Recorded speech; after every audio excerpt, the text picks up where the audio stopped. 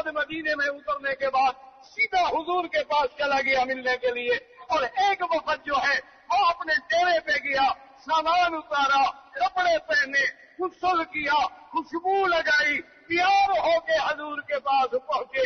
حضور نے فرمایا ابھی یہ وفد بڑا اچھا ہے۔ اس سے علماء نے مسئلہ نکالا کہ جلدی نہ کرو، مدینے میں جا کر اپنے مکانوں پہ جاؤ، غسل کرو، کپڑے بدلو، خوشبوئیں لگاؤ، تیار ہو کے محمد مدنی کے حرم میں آؤ۔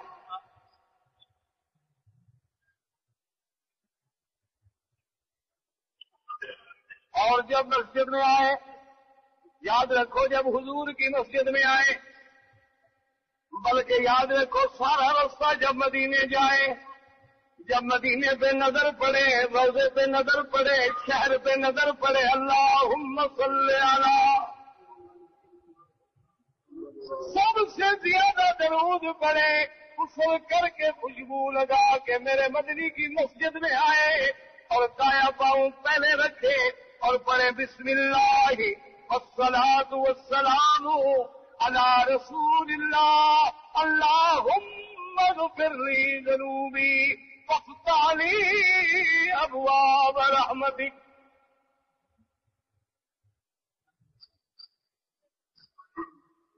اور مسجد میں آ کر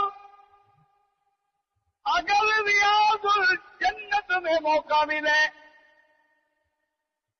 تو سبحان اللہ، ورنہ ساری مسجد میں جہاں موقع ملے 2 رکعت تحیت المسجد پڑھو، چونکہ اللہ کا حق میرے مدنی پہ مقدم ہے۔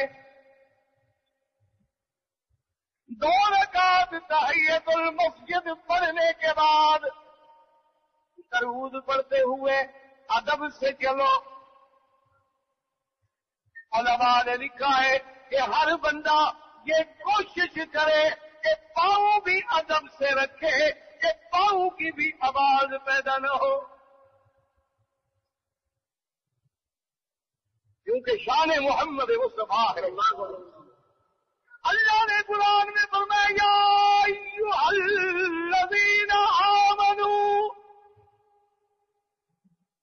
لا ترفعوا اصواتکم فوق صوت النبی ولا تجهروا له بالقول كجهر بعضكم لبعض ان تحبط اعمالكم وانتم لا تشعرون۔ فرمایا ایمان والو، میرے مدنی کے سامنے اپنی آواز بھی اونچی نہ کرو، کہیں انکار کا پہلو نہ نکل آئے، اعراض کا پہلو نہ نکل آئے، بے ادبی کا پہلو نہ نکل آئے۔ اگر تم نے ایسا کیا میں تمہارے سارے عمل برباد کر دوں گا۔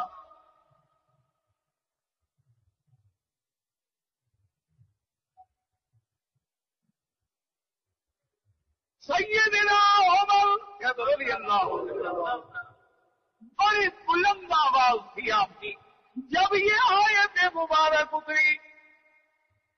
سیدنا عمر ڈر کے مارے حضور کے قریب نہ آتے۔ حضور نے بلایا، پوچھا عمر کیوں دور دور بیٹھتے ہو؟ کہا حضور میری آواز اونچی ہو جائے اللہ ناراض ہو جائے۔ فرمایا عمر تم ان لوگوں میں سے نہیں ہو، تمہارے دلوں کو اللہ جانتا۔ حکم ہے ادب سے آؤ، آرام سے چلو، شور نہ کرو، کوئی دنیاوی باتیں نہ کرو میرے مدنی کی مسجد پاک میں۔ اور ادب سے چلتے چلتے چلتے جہاں موقع ملے حضور پاک کی مزار مبارک پہ سامنے مواجہ پاک پہ آگے کھڑے ہوں، نہ اتنا قریب ہوں کہ مل جائے، نہ اتنا دور ہوں کہ بعید ہوں، اور جب کھڑے ہوں